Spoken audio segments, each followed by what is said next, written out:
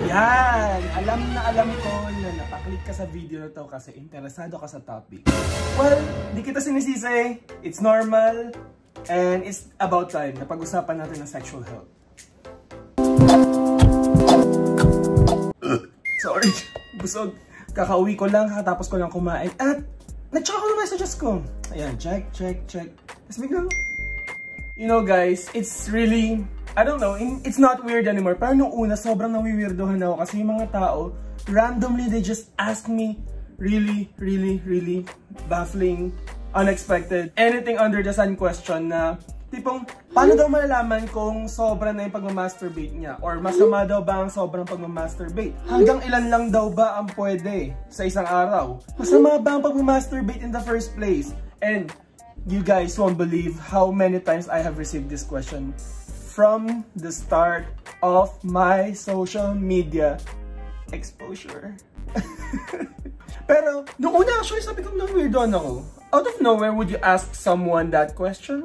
Pero well, na-realize ko na people actually see me as a doctor. I mean, I'm a doctor. I see myself as a doctor, pero I actually look at people as friends. Tropahan lang, hindi ko iniisip na parang, you know, respect me, I'm a doctor. Pero siguro part na rin na nalaman ng mga tao na doktor ako. And they take this opportunity to ask me something na they won't normally ask out of nowhere. Or they would be embarrassed to ask face to face. So, sa totoo lang, let's be mature.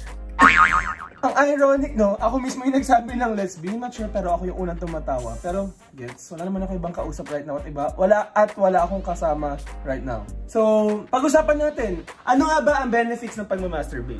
First and foremost, almost everyone do it for pleasure. For sure. Di ba? Di ba natin pagkakailayan eh? Alam nga namang wala kang ginagawa.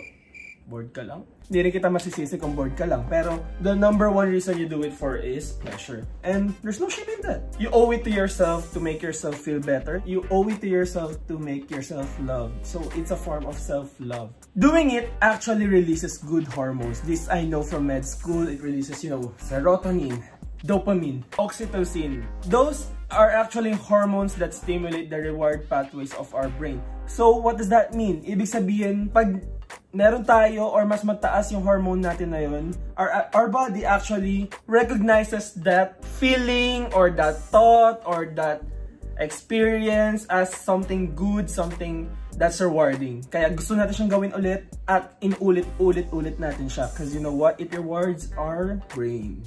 And actually, it promotes good mood, reduces stress, it improves sleep, and it actually helps you focus. So, guys, I'm sure lahat kayo na-experience yan. Kaya kayo nandito. Or baka curious lang kayo, now you know. Pero I think the best benefit that you can get from masturbation is actually knowing or familiarizing yourself with what you like or how you like things to be. So you can, you know, communicate it with your partner in the future, for example, or para alam mo kung anong gusto mo. Di ba? It's not actually something that you do for someone. You do it for yourself. And it is actually, this is a sobrang obvious. It's actually the ultimate form of safe sex. And now, moving on, ano ba yung mga myths na naririnig natin? Ano ba yung mga madalas tinatanong ng mga tao? We will answer that one by one.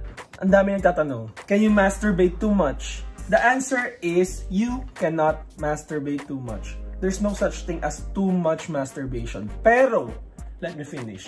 Ayan naman kayo eh. Kahit araw-araw o kahit ilang beses pa, unless like, you know, in any mental illness, kung nakaka-apekto to sa pang-araw-araw na activities mo, then that means sobra nga. Anong ibig ko sabihin? Kung bigla-bigla mong hindi maalis sa isipan mo, you know, you get so preoccupied that, you know, I need or I have this urge to masturbate that I can't function. Sobrang aligaga ka na, it actually interrupts your daily activities, then sobra na yun. Ibig sabihin, like anything, like addiction, like a mental illness, like a mental health issue, if it interrupts your daily activities, if it you know, interrupts your normal function every day, then that's something that's too much for you. You may actually have a problem. So, sa atin kasi, wala tayong masyadong sexual therapist, but it's something that you may have to want to talk to your closest friend, parents, depende sa relationship nyo, kapatid, diba? It's something that you have to be open about because you know, the first step to actually resolving a problem is recognizing that you have a problem. Also, another sign that you have to, you know, hands off, back off from masturbation is kung physically you actually feel some pain, some form of pain, soreness, some, you know, physical limitation. Kumbaga, malay mo, sobrang friction, sugat-sugat na pala, nalalaptos na. You know, those things actually happen, and that means you have to take a pause. Stop what you're doing right now. Actually, may mga preliminary studies tayo na available online. These are actually medical literatures saying na nakakababa ang pag-masturbate ng chances of you getting or developing a prostate cancer. Moving on, myth number 2. Hindi daw nagmamasturbate ang mga taken. Actually, some people perceive masturbating in a relationship as a form of cheating on their partner. The reality is it should not reflect your intimacy or your level of intimacy with your partner. Because, you know, sabi ko kanina, it's a form of self-love. It's about you and your body and how you like it and why you do it for or what you do it for or kung ano mang rason mo, it's your body. You don't owe it to your partner to abstain from loving yourself. And also, it does not affect your endurance or your performance in bed. Dahil sa totoo lang, iba't iba naman ang desire ng ating mga partner. Or iba't iba ang desire ng bawat tao sa iba't ibang sitwasyon. So, you know, baka in this certain situation, ito lang ang nakaka-turn on sa kanya. Then, diba? So, regardless of, you know, if you masturbate or not, it's not about your partner. It's not cheating on your partner. It's not loving them differently. Myth number 3. Nakakabulag daw ang pagmamasturbate. What? You know, guys, actually, there's articles or studies would say na 80 to 90% or maybe I'll go as far as 95% of males or guys nagmamasturbate. And 50 to 70% of females actually masturbate also. It's not a sin. It's not a surprise. No one's stoning anyone. Myth number 4. Nakakababa daw ng testosterone ang pagmamasturbate. This is not actually true. Pero sobrang notorious ng question na to. Your testosterone actually spikes. It goes up right after you orgasm. But it actually falls back or down to your normal value. Pero kung babaliktarin natin, may nagtatanong din nakakataas daw ba ng testosterone ang hindi pagmamasturbate? The answer is actually oo for a time. And babalik din siya sa normal values mo. So whether you do it or not, babalik at babalik sa normal values ang testosterone mo. I think kaya throughout history, may mga lalaki na nag-abstain from pleasure bago sumabak sa laban. Be it, you know, intimate laban or boxing, sports, or, you know, warriors going to fight, to war. Because it's actually claimed that it makes them more aggressive. You know, the sexual frustration daw na ilalabas nila as aggression. Next myth is nakakawala daw ng sensation or sensitivity ang pagmamasturbate. Sensitivity is not a commodity. It's not, you know, something that runs out. Hindi siya nauubos. Unless you are actually mutilating, injuring your genitals in some way. And this is actually applicable din sa mga babae.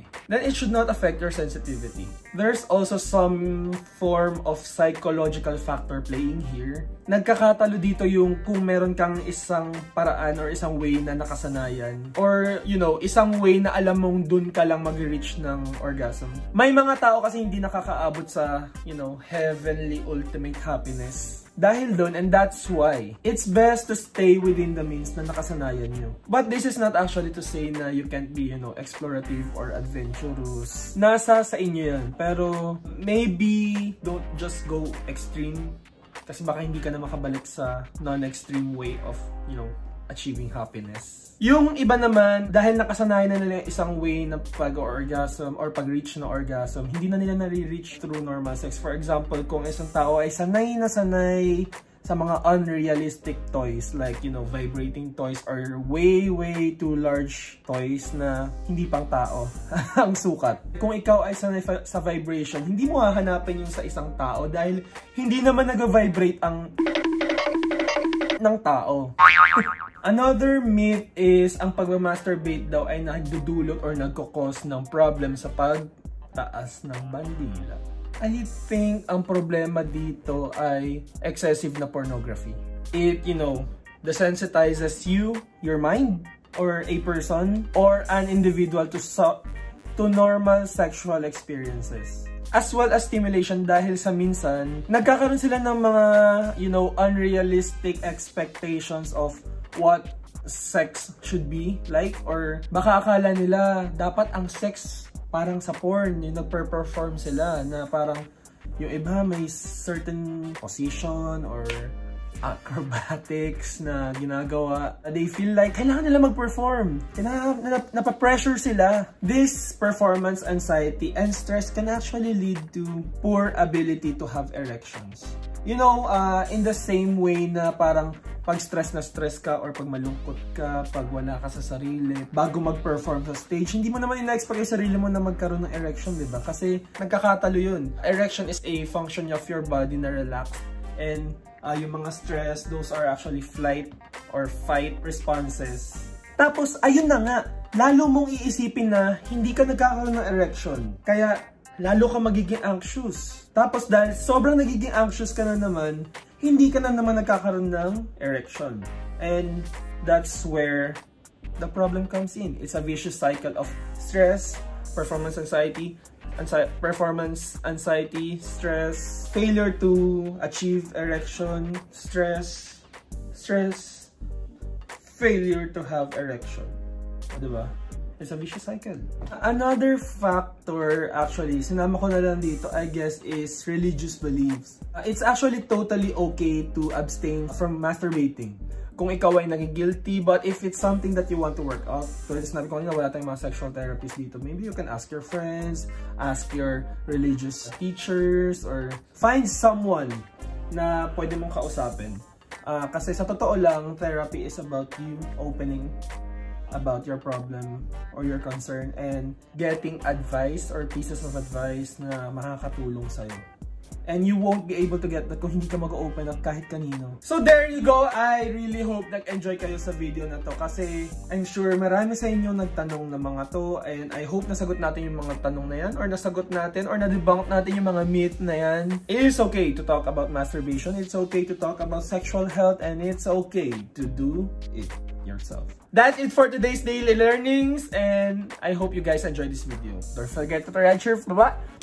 Bubulol talaga ako kasi guys, napaso yung dila ko. I've been enjoying Koreans too, mga jjigae. I've been making kimchi soup and gochujang na jjigae or like stew or soup. Medyo excited akong kumain lagi kaya napapaso dila ko, and I think that's what's causing my bulolness right now. Bulolness! Konyo alert! Anyway, don't forget to try out your feelings. Bye!